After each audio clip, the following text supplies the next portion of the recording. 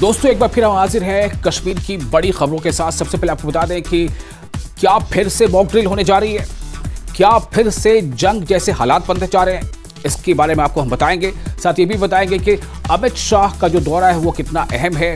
इसके अलावा आपको ये बताएंगे कि कहां कहां लोगों की क्या परेशानियां हैं और किस तरह से लोग अब इन परेशानियों से उबरने की कोशिश कर रहे हैं। कश्मीर से जुड़ी हर छोटी बड़ी खबर में से कुछ खास खबरें हम आपके लिए लेकर आते हैं। तो शुरुआत करते हैं। सबसे पहले आपको बता दें कि अब 31 मई को होगी मॉक ड्रिल। जी हां, मॉक ड्रिल फिर से होगी। और अब कब होगी ये तारीख? ये तारीख है 31 मई। 31 मई को होगी सिविल डिफेंस की मॉक ड्रिल। पहले 29 मई को यह तय था कि मॉक ड्रिल होगा, लेकिन अब यह तारीख बढ़ गई है।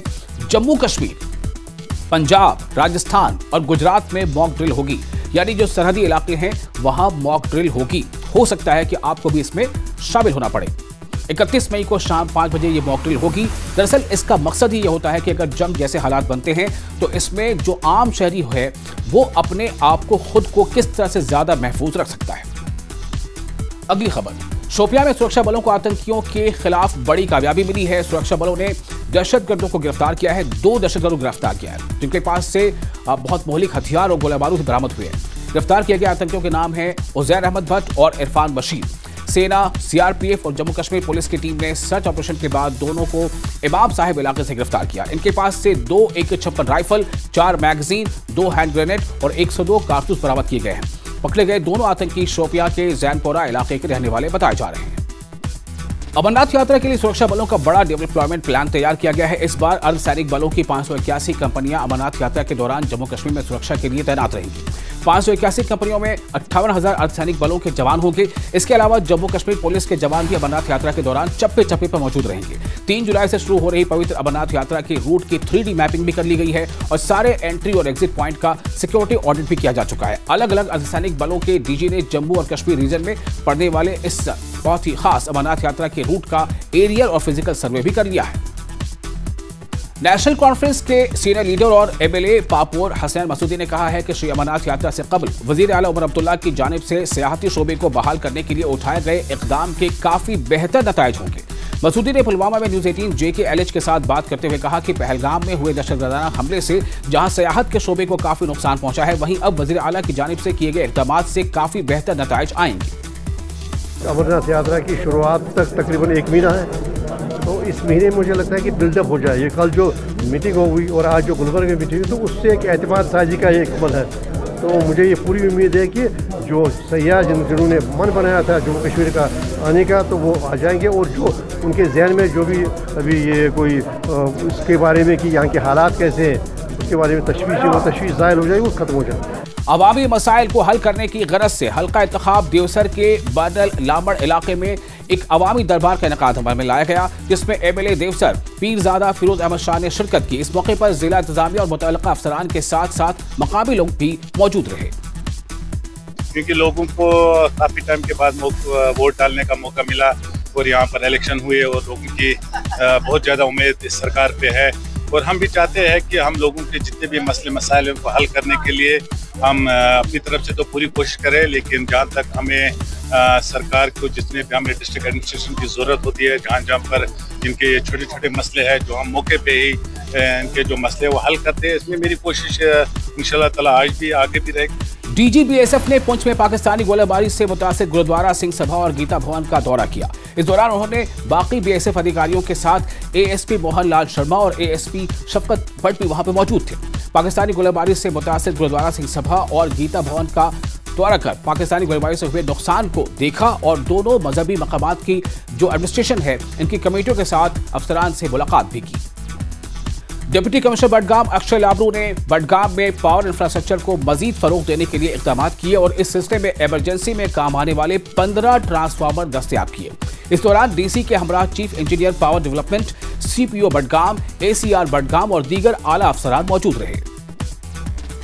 तो आपको याद होगा पिछले साल हमने 5 DTs जो है वो डिस्ट्रिक्ट एपेक्स से दिए थे। आज हमने उसको ट्रिपल करके 15 नंबर जो है 100 kVA के L2 के ट्रांसफार्मर्स डिस्ट्रिक्ट मिनरल फंड से दिए हैं। और इससे फ़ायदा ये होगा कि जब खासकर सर्दियाँ आएंगी तो जो हमारे ट्रांसफार्मर्स को रिप्लेस करने का टाइम, वो टाइम बहुत कम होगा और लोगों को जो बिजली जो प्रोवाइड की जाती है उस प्रोविजन में हमारी एक ऑगमेंटेशन होगी। पुंछ में पाकिस्तान की भारी गोलाबारी ने मकामी लोगों को गहरे दुख में डाल दिया है। कई खानदानों को अपनों की जान गंवानी पड़ी है। 12वीं क्लास का जो स्टूडेंट है हर्षप्रीत सिंह भी वो गोलीबारी की चपेट में आकर अपनी जान से हाथ धो बैठा। उसके वालिद गुरचरण सिंह ने भावुक होकर बताया है कि पुंछ के लोगों को अब और ज्यादा कुर्बानी नहीं चाहिए, बल्कि सुरक्षा यानी सिक्योरिटी और हेल्थ के बुनियाद पर ये सुविधाएं चाहिए। उन्होंने मरकजी वज़ीर दाखिला अमित शाह से अपील की है कि वो पुंछ के ज़मीनी हालात को समझे और फौरी राहत मुहैया कराएं। हम आपसे यही गुजारिश करते हैं कि आगे से ऐसा माहौल बनाएं कि सब खुशी खुशी रहें, वो भी खुश रहें, हम भी खुश रहें। मैंने अपना बेटा खोया है, एक होनहार बेटा। मैं गवर्नमेंट से यही गुजारिश करता हूँ कि अमन और शांति रखें। दिल्ली से सिरसा साहब आए, हमने उनके आगे भी रखा कि जो बैंकर की प्रॉब्लम है, बैंकर ये ठेकेदारों के हाथ में चढ़ना चाहिए। ये डायरेक्टली जिसकी ज़मीन हो, जिसका मकान हो, उसको पैसा दिया जाए कि बैंकर वो खुद 4 पैसे अपनी जेब से भी डालेगा तो वो अच्छा बैंकर बनाए कि फिर हमें भागने की जरूरत नहीं होगी। जिस टाइम शेलिंग हुई उस टाइम लोगों को बहुत नुकसान हुआ। यहाँ तकरीबन 12-15 आदमी मारे गए और कुछ जख्मी हुए। हम ये चाहते हैं कि नेक्स्ट के लिए कुछ ऐसा करें कि जो लोगों को बंकर बना के दें जो रहने के लिए। बस यही हमारी डिमांड है। म्युनिसिपल कमेटी कुपवाड़ा के एक्टिव ऑफिसर मुजीबुल हक ने दुकानदारों को सलाह दी है कि वो अपने पास अपडेट रजिस्ट्रेशन रखें। उन्होंने कहा कि कानून और ज़वाबित का उल्लंघन करने वाले या उसकी जो पासदारी नहीं करते हैं ऐसे लोगों के लिए, ऐसे दुकानदारों के लिए इनके खिलाफ कार्रवाई की जाएगी, इसलिए उन्हें चाहिए कि वो मुहतात रहें। हम रिक्वेस्ट करते हैं, हमने पिछले हफ्ते से नोटिस निकाली है शॉपकीपर्स को, तो through your medium we again request the shopkeepers कि आप मेहरबानी करके अपनी ट्रेड एनओसीज, ट्रेड लाइसेंसेस को रिन्यू करें ताकि हम भी कोअर्सिव एक्शन लेने पे मजबूर ना हो जाएं। और रिगार्डिंग जो हमारा दूसरा आज का पब्लिक नोटिस था, it was regarding outsourcing of the bypass road. Basically हमारा जो बाईपास रोड है उसमें ऑलरेडी ट्रैफिक जैम बहुत हुआ करता था। SSM कॉलेज परिहासपुरा पटन में ग्रेजुएशन डे तकरीब मुनक़िद हुई।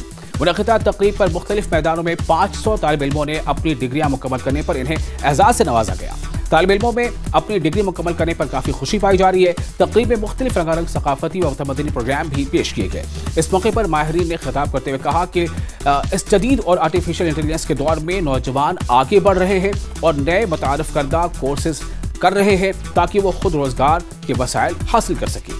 4 साल मेहनत करने के बाद आज हमें डिग्री मिली।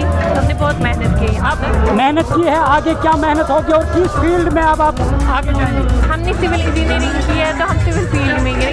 इंशाल्लाह हमें जॉब पोस्ट निकले तो उम्मीद है हम सिविल इंजीनियरिंग में। Very happy. It was a very great experience and this college has given us a lot. This has been a roller coaster of emotions for us. From ups and downs we have seen everything. यहाँ के जो उस्ताद हैं, teachers हैं, उन लोगों ने भी बड़ी अच्छी सपोर्ट की, बड़ी अच्छी मेहनत की। उनके जो गार्जियन हैं उन सब ने भी अच्छा सपोर्ट किया और इनसे मदद से उनको वो ये डिग्री उन्होंने हासिल की। तो आज के इस खास न्यूज़ शो में फिलहाल इतना ही। मुझे उम्मीद है कि आपको ये न्यूज़ शो पसंद आया होगा। अगर आपको ये पसंद आया है तो लाइक और शेयर ज़रूर करें और हाँ, आप अपने तासुरात कमेंट बॉक्स में लिखकर हमें भेज सकते हैं।